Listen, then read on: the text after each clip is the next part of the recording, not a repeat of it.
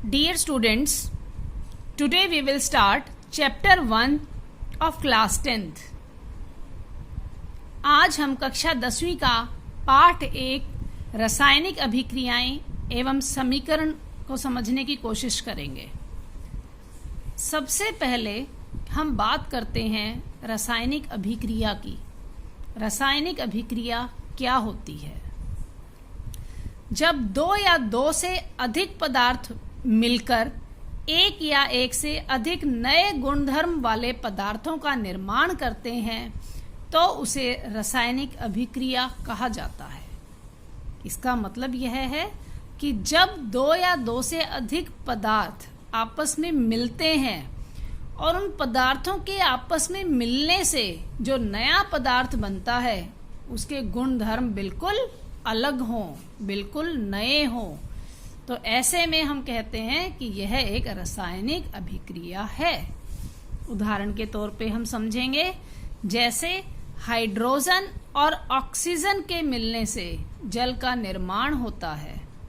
Hydrogen और oxygen दोनों gaseous अवस्था में होती हैं और जल हमारे पास तरल अवस्था में है, तो यह एक रासायनिक अभिक्रिया का उदाहरण है।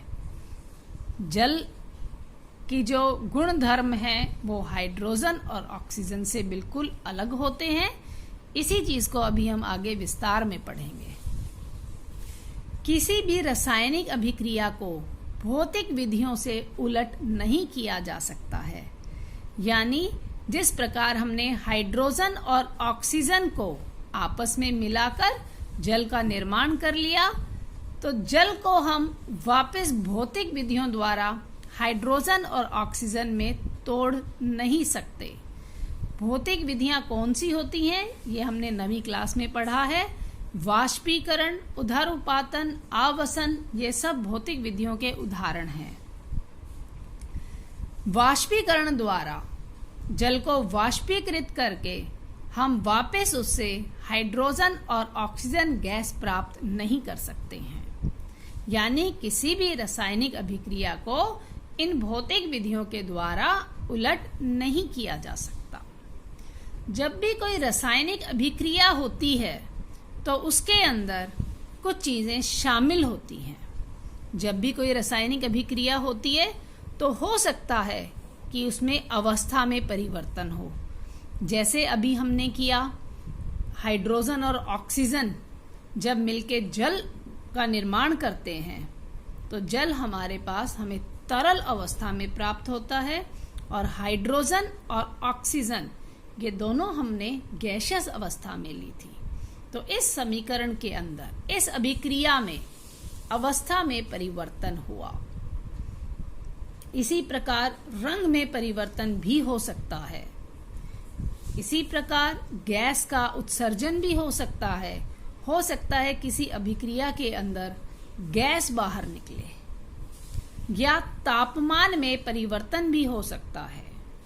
हो सकता है दो चीजों को आपस में मिलाने पर तापमान में परिवर्तन हो जाए। उदाहरण यहां हम ले रहे हैं हाइड्रोजन और ऑक्सीजन।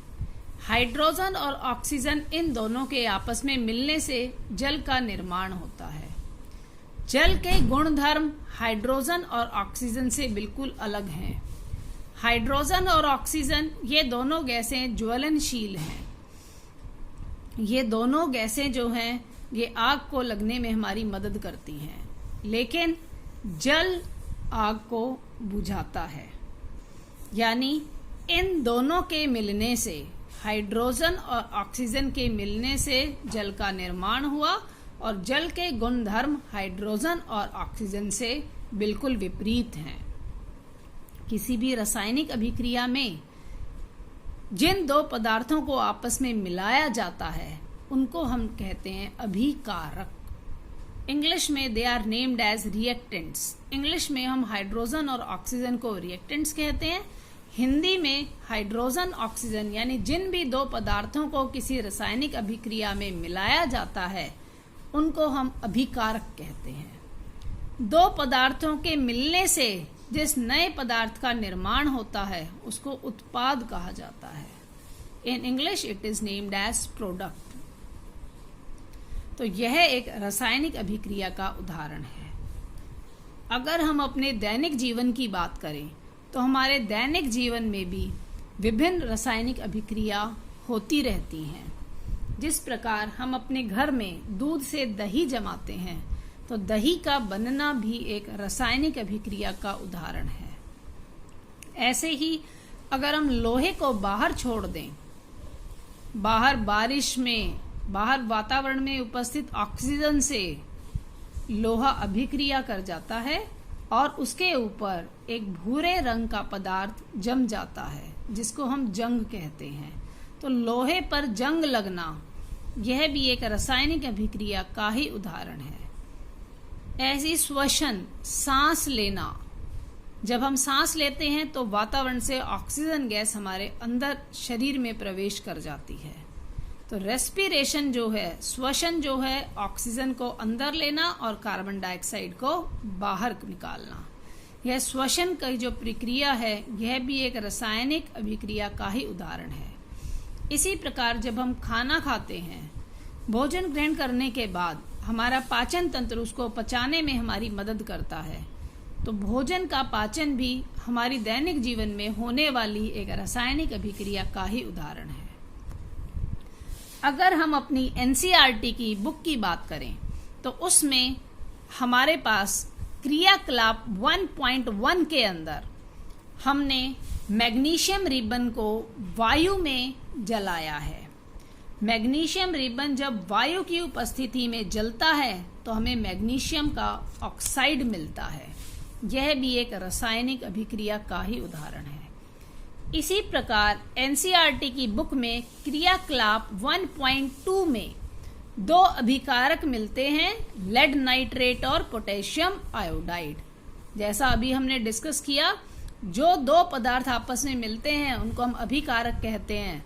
तो इसमें अभिकारक क्या हैं? लेड नाइट्रेट और पोटेशियम आयोडाइड। इन दोनों के आपस में मिलने से हमें लेड का आयोडाइड मिलता है और पोटेशियम का नाइट्रेट मिलता है। लेड का आयोडाइड और पोटेशियम का नाइट्रेट, इनको हम उत्पाद कहते हैं। लेड नाइट्रेट और पोटेशियम आयोडाइड अभिकारक हैं और लेड आयोडाइड और पोटेशियम नाइट्रेट उत्पाद हैं। यह भी एक रासायनिक अभिक्रिया का ही उदाहरण है।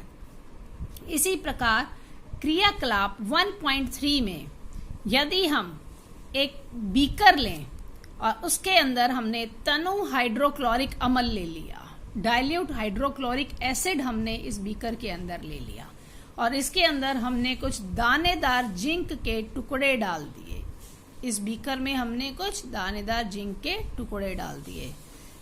जैसे ही हम दानेदार जिंक के टुकड़े इस हाइड्रोक्लोरिक एसिड, हाइड्रोक्लोरिक अम्ल के साथ मिलाएंगे, उसी समय इसमें से एक गैस बाहर निकलना शुरू हो जाएगी। यहाँ पे जिंक क्लोराइड का निर्माण होगा और साथ में हाइड्रोजन गैस बाहर निकलना शुरू हो जाएगी। तो यह क्रियाकलाप भी एक रासायनिक अभिक्रिया का ही उदाहरण है। अब हम बात करेंगे रासायनिक समीकरण की। रासायनिक समीकरण हमारे पास क्या होती है? रासायनिक समीकरण में हम किसी भी रासायनिक अभिक्रिया को अगर सूत्रों के द्वारा लिख दें तब हम उसे रासायनिक अभिक्रिया ना कह के हम उसको नाम देते हैं रासायनिक समीकरण। तो रासायनिक अभिक्रिया को रासायनिक समीकरण द्वारा दर्शाया जाता है। अभिकारकों तथा उत्पादों को सूत्रों के द्वारा लिखा जाता है। यहाँ पे अभिकारक है मैग्नीशियम और ऑक्सीजन।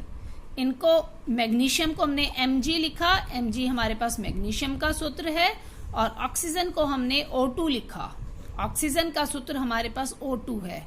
इन दोनों पदार्थों के मिलने पर MgO उत्पाद बना, यानी मैग्नीशियम ऑक्साइड उत्पाद बना। यह हमारे पास एक रासायनिक समीकरण है। रासायनिक समीकरण में अभिकारकों तथा उत्पादों को सूत्रों के द्वारा लिखा जाता है, साथ में इनकी भौतिक अवस्था को भी दर्शाया जाता है। जैसे मैग्नीशियम हमने यहाँ पे ठोस अवस्था में लिया तो मैग्नीशियम के साथ हमने ब्रैकेट में S लिख दिया, S यानी सॉलिड यानी ठोस अवस्था। दूसरा अभिकारक हमने लिया ऑक्सीजन, ऑक्सीजन हमने गैस अवस्था में लिया, इसलिए हमने ब्रैकेट में लिख दिया G। इन दोनों पदार्थों के मिलने पर हमें मिला मैग्नीशियम ऑक्साइड। मैग्नीशियम ऑक्साइड ठोस अवस्था में मिला, इसलिए हमने ब्रैकेट में लिख दिया S। अब यह एक रासायनिक समीकरण है। यहाँ पे हमारे पास एक मैग्नीशियम है, यहाँ भी मैग्नीशियम 1 है, यहाँ पर अभिकारक में ऑक्सीजन 2 है, लेकिन उत्पाद में हमारे पास ऑक्सीजन 1 है, यानी यह एक संतुलित रासायनिक समीकरण नहीं है। इसलिए हम इसको कंकाली समीकरण कहेंगे। रासायनिक समीकरण को किस तरह हम संतुलित करते हैं, इस बारे में हम नेक्स्ट वीडियो में पढ़ेंगे। तो आज हमने क्या किया, रासायनिक अभिक्रिया किसे कहा जाता है और रासायनिक समीकरण किसे कहा जाता है। रासायनिक अभिक्रिया को हम शब्दों में लिखते हैं और रासायनिक समीकरण को लिखने के लिए हम हमेशा सूत्र यूज करते हैं। अभिकारकों और उत्पादों को हम सूत्रों के द्वारा दर्शाते हैं, तब वह रासायनिक समीकरण कहलाती है। संतुलित करने के बारे में हम नेक्स्ट वीडियो में पढ़ेंगे। आज के लिए इतना ही। Thank you.